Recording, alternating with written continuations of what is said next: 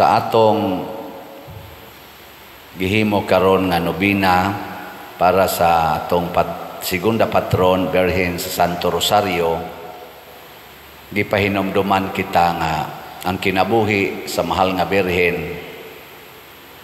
dili lunlon kalipay, kung dili daghan kayo ang kasakit, pero sa iyang pagdawat sa kasakit nagpadayon sad ang iyang kalipay og niabot gyud ang iyang kahimayaan, ang pagpasaka kaniya adto sa langit lawas og kalag, ug hangtod gyud nga siya na deklarar nato sa simbahan kay mao say nahitabo kaniya nga napurong-purungan siya isip rayna sa langit og sa yuta.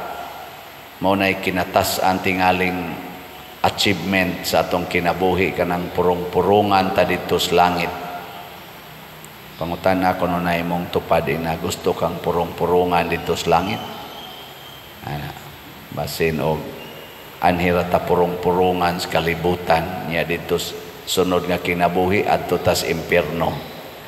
Sa atong unang pagbasa karon, si Job nakaingon siya nga gisakit man ko ninyo og maayo, gisakit na kos Ginoo sa akong kinabuhi, nangamatay akong anak, napadyug ko'y nuka, nya kamusad ako mga higala, inyo sa konsigihan og pasangil, kay sigihan man siya gingon siya mga higala nga basig na adyo kay dakong sa isulti nas Ginoo, pangayog pasaylo.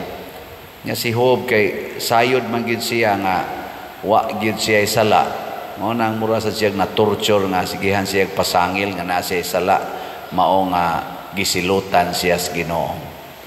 Ang kanimanggong atong kasakit sa kalibutan usahay tawgo nato og mga silot. Pero sa mahal nga Birhen Maria, kining misteryos kasakit, misteryo god. Pasabot, dili gyud siya silot, pero usa din na siya ka okasyon aron nga makadawat ta og reward. Tugot sa Ginoo nga kita masakitan og magantos aron mulapos kita ngadto sa katinuod nga kaluwasan. Ang atong gihimo diri sa atong simbahan kining pagnobina sa mahal nga Birhen Maria Santo Rosario, nangandoy sadta nga mahimong mga magsasangyaw sa ebanghelyo. Dinhi sa atong ebanghelyo karon, si Kristo mipadala og gawas sa 12 ka apostoles, ni padala siya laing 70 ka mga katong mga tao. 70 ba to? Pila to? Kapituag duha, 72 ka mga lain na sang mga tao nga gipadala niya tinagurha. Nya nindot kayo ang iyang instruction, parihara sa ang iyang instruction sa iyang mga 12 ka apostoles. Ningon siya, ang anihon daghan, apan jutay ra ang mga ngani. Nya unsa may iyang gisulti na sad, nagpadala ako kadinyo sama sa mga nating karnero ngadto sa mga lobo. Kanang nating karnero sayod gyud ta nga mo ginay kanunon sa mga lobo. So kita di ay sad karon sama sa mga disipulo ug apostoles ni Kristo, kinahanglan mahimot ang pagkaon sa mga lobo. Saban ganahan mong mahimong pagkaon sa mga lobo. Kanang lobo ang iyan ang equivalent sa tao, mga buangon, mga maldito, mga way pagtuos Ginoo. Dili gani sila mo respeto kaayo sa ilang isig katao, mo na mga lobo. Nya mga karnero, mo ni sila ang mga buutan. Ikaw nang bilain ko nung pangutana sa imong tupad, inaon sa man ka, lobo o karnero? Kayo sahay ra ba no? Gatuo tag karnero ta nya, lobo day kay tang. O kinsa maning lobo, matod pa ni Kristo, ayaw pagdala Ayaw mo pagdala og puntil ni sudlanan sa limos ni sandalyas. Nya ayaw ko mo paghunong sa paghimamat kang bisan kinsa diha sa dalan. Bisan diin kamo moabot, unahan ninyo pag-ingon ang panagdait mania niining balaya o niining dapita. Unsa man ni siya?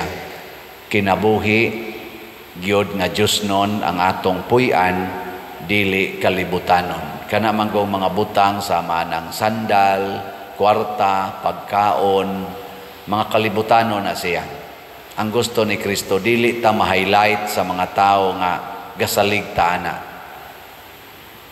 Ang ma-highlight untas mga tao nga wa taan ang mga butang kalibutanon sa manang security sa kwarta, security sa sungkod, sandalyas, ilisan, security sa balay.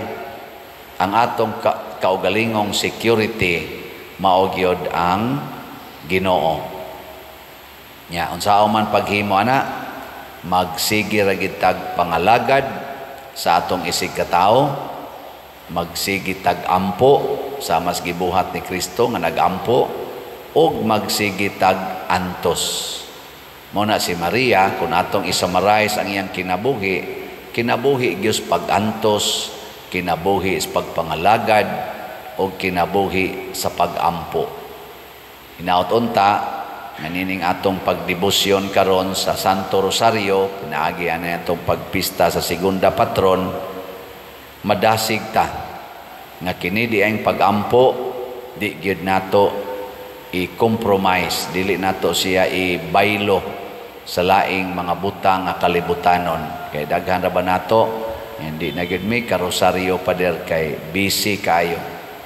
Busy sa mga butang nga makadaot usahay skalag sama ng pagpangitag kwarta o busy baka sa pagsigig duwa, sa pagsigi og suroy-suroy, shopping, or busy sa pagsigig tarong snaong, tarong skilay, tarong spilok, tarong sige busy, pero wa gyud mabisi sa pag-ampo.